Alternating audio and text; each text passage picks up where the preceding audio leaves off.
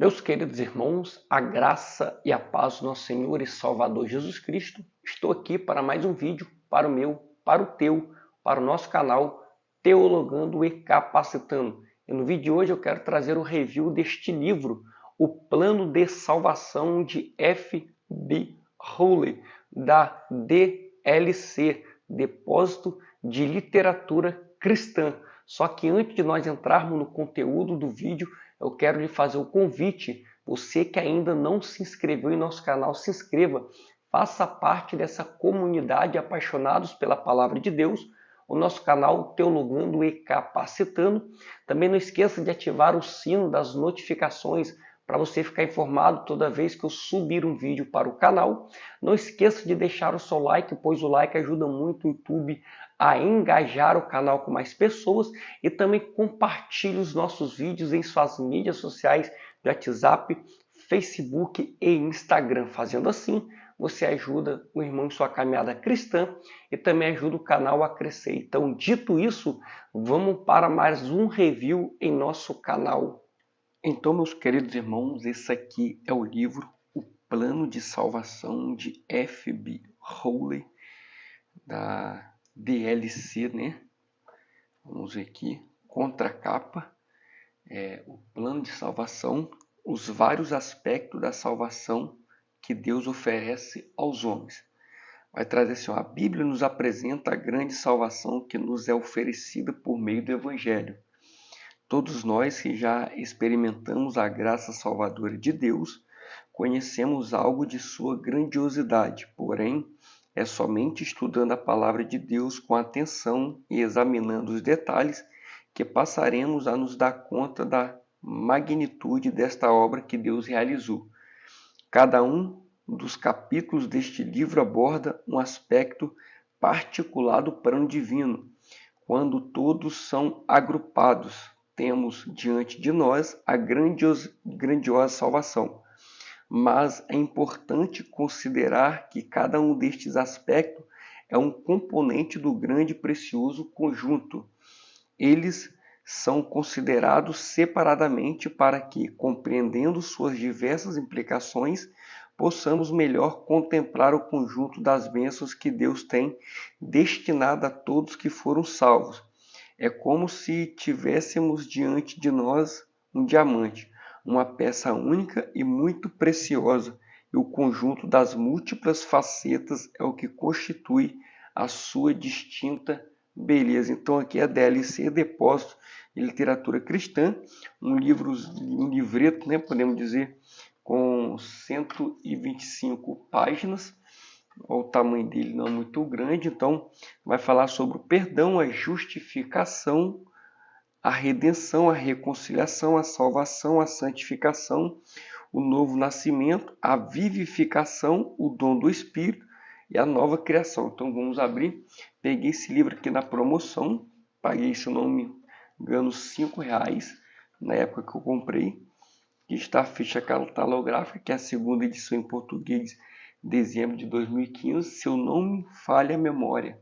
Está em nova capa, a nova tiragem, a nova capa. Então aqui nós temos sumário, introdução, capítulo 1, a justificação, capítulo 2, a redenção, capítulo 3, a reconciliação, capítulo 4, a salvação, capítulo 5, a santificação, capítulo 6, o novo nascimento, capítulo 7, a vivificação, capítulo 8, o dom do Espírito Santo, capítulo 9, a nova criação e conclusão. Então, como aqui nós temos uma introdução, aqui entra no capítulo 1, perdão. Então, como que esse livro trabalha esse plano de salvação sobre a soteriologia? Ele trabalha de forma bem explicativa e podemos dizer assim, já trazendo aplicações para os nossos dias. O perdão, aí todos culpados perante Deus, em primeiro lugar, onde vai trabalhar, ou a culpabilidade dos povos idólatras, a culpabilidade dos homens cultos, que eu grifei aqui, né, o juízo divino é segundo a exata verdade. Deus não se apoia na aparência, mas considera o verdadeiro estado moral de cada um e conhece os pensamentos secretos dos homens. Aí vai trazer aqui a culpabilidade dos judeus,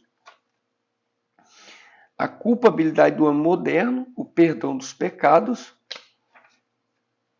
perdão e justificação. Aí ele vai trazer aqui o fundamento do perdão. Ó, sobre o capítulo, ele traz a pergunta e ele mesmo já responde sobre o capítulo. Aí vai trazer aqui, ó, se alguém se humilha, arrepende-se e volte-se pela fé ao Senhor, recebe perdão. O perdão, pois, está ao alcance de todos os homens, mas não é correto dizer que todos os homens são perdoados. Então, querido, o que acontece? Esse livro aqui, como ele trabalha o plano de salvação de um modo geral, mas em forma separada, em tópico por tópico, ele não se preocupa naquela questão. Talvez alguém possa perguntar, é calvinista ou arminiano? Ele não se preocupa nessa questão. Ele se preocupa em aplicar cada ponto desse plano na nossa vida. Mas se a gente formos olhar de forma bem simples, podemos dizer assim, esse livro trabalha uma soteriologia, podemos dizer, arminiana, pois a salvação está disponível para todos. Se alguém se arrepende e volta pelo fiel Salvador, recebe perdão. E o perdão está ao alcance de todos os homens, tipo assim, uma expiação ilimitada, podemos dizer.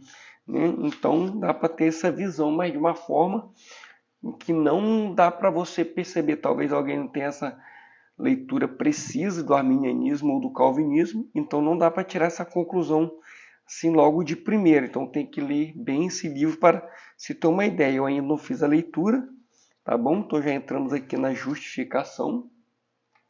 Trabalhar a justificação no capítulo 2. Podemos dizer que ele trabalha bem explicadinho a justiça de Deus, a justificação por meio do sangue de Cristo. Bem explicadinho a segurança da justificação, a justificação por meio da fé.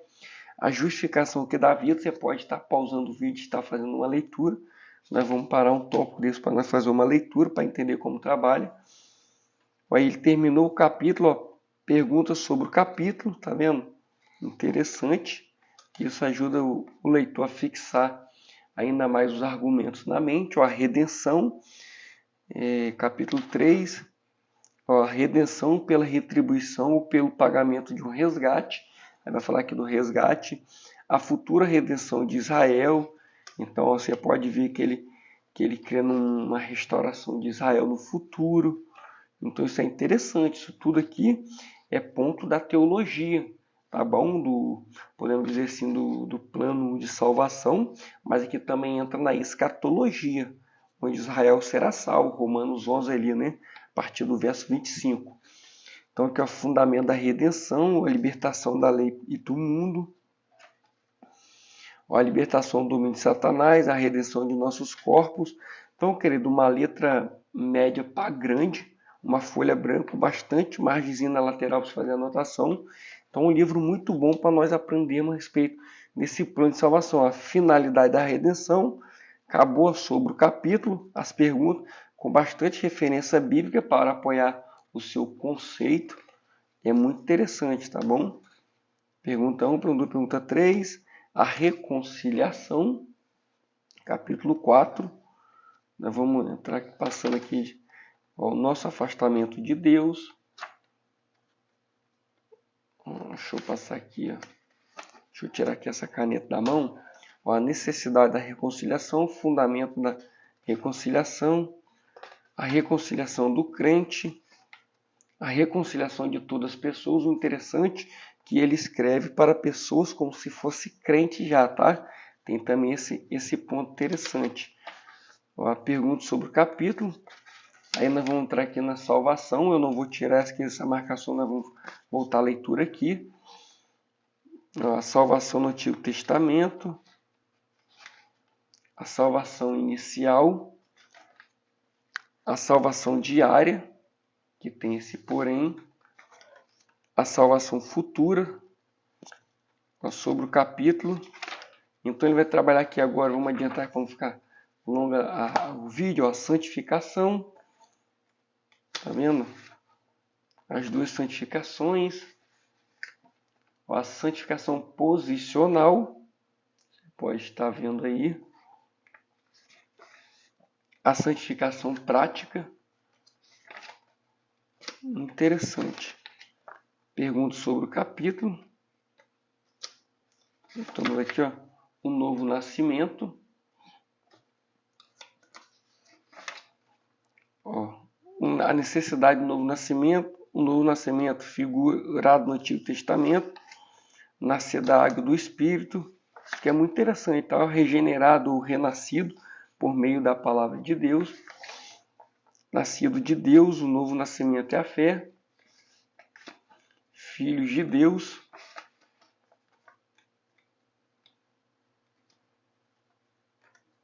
Deixa eu passar aqui. A vivificação. Mortos quanto a Deus e por ele vivificados. A vivificação, o novo nascimento. Interessante, né? A vivificação por meio do Pai, do Filho e do Espírito Santo. Vou pegar outra aqui. Ó, o dom do Espírito Santo, querido. Desculpa aí se eu estou um pouco limitado por causa da minha cirurgia no ombro, como já falei no último vídeo, tá bom? Então nós estamos se esforçando para trazer conteúdos. Nascido do Espírito e habitação do Espírito, cheio do Espírito, andar no Espírito, o Espírito, poder de serviço. Deixa eu passar aqui. O Espírito, poder de unidade. Então aqui é a nova criação. Se alguém está em Cristo é nova criatura. Tá vendo que interessante? Então, muito bom. Eis que tudo se fez novo, o novo homem criado segundo Deus. Então vamos ver aqui, ó. A nova criação não é um remendo da velha. As coisas velhas desaparecem e dão lugar às novas, que são inteiramente de Deus. Isso é também verdade com respeito a Cristo. Ele se humilhou uma vez nas circunstâncias da velha criação, estando entre nós segundo a carne.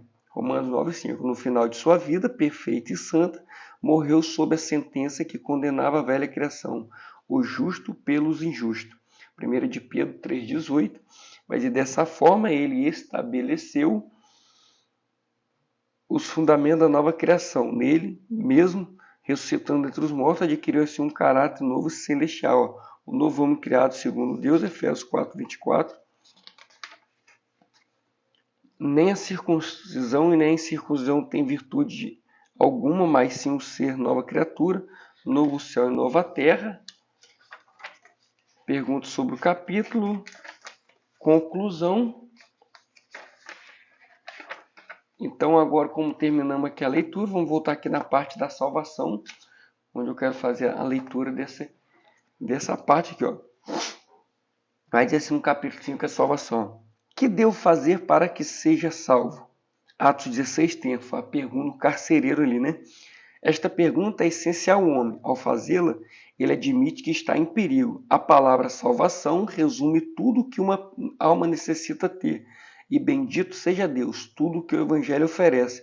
Sua abrangência é ampla, implica o perdão, a justificação, a redenção e a reconciliação. Em Hebreus 2,3, a palavra de Deus fala de tão grande salvação, pois reúne os diferentes aspectos da promessa da poderosa intervenção de Deus em favor do homem. Foi pensando neste amplo significado que escolhemos esta expressão como título para o nosso estudo. O próprio Senhor começou a anunciar esta maravilhosa salvação. Mais tarde, os discípulos confirmaram a mensagem, dando o próprio Deus testemunho juntamente com eles, por meio de vários milagres operados pelo Espírito Santo. Hebreus 2, 3, 4. Depois o Evangelho chegou até nós, os gentios. O apóstolo Paulo chamou o Evangelho da vossa salvação. Efésios 1, 13, ou também a palavra da salvação, Atos 3, 26. A salvação é oferecida aos que perecem. Olha só que interessante. Senhor, salva-nos, perecemos. Mateus 8, 25. Este desesperado grito dos discípulos em meio à tempestade deixa evidente que a salvação é algo oposto à perdição. E isto fica claro também por outras passagens. Em 1 Coríntios 1, 18, é feito um contraste entre os que se perdem e os que se salvam. Mais tarde, o apóstolo divide os homens entre os que são salvos e os que se perdem. É 2 Coríntios 2,15. A mensagem do Evangelho também faz esta distinção. O Filho do Homem veio buscar e salvar o perdido. Recordemos os estudos anteriores. Vimos que, como culpados, necessitamos do perdão. Como condenados, precisamos da justificação. Como escravos, devemos ser resgatados. Por ser inimigos, devemos ser reconciliados. E agora, finalmente, reconhecendo que estamos perdidos, a ponto de perecer, carecemos da salvação. Contudo, está perdido compreende todas as condições anteriormente contempladas. Implica que somos culpados, condenados, escravos e inimigos. E a salvação, por sua vez, corresponde a todos esses estados. Olha que interessante. Quando a palavra fala de salvação, não se trata de um ponto particular de doutrina, mas de uma noção muito ampla e de grande riqueza. A maioria das passagens que tratam da salvação apresentam-na relacionada aos vários elementos negativos dos quais fomos libertados.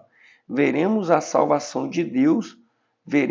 a salvação de Deus é a libertação de todo o perigo que possa ameaçar-nos no presente ou no futuro. Mas se Deus nos salva desta maneira, é por amor, por pura graça, Efésios 2,5. A fim de introduzir-nos também no gozo das bênçãos mais positivas. Contudo, ao mencionar este aspecto mais positivo, quando se trata de saber a que somos conduzidos, a Escritura emprega preferencialmente o termo salvação.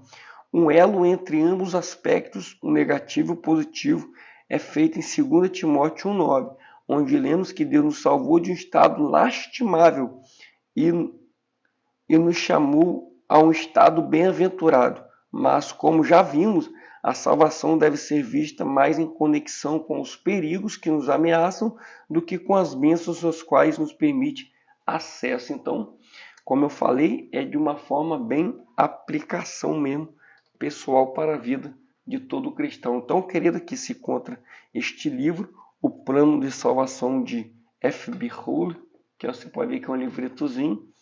Então esse aqui é mais um review. Que Deus lhe abençoe e até o próximo em nome de Jesus. Amém.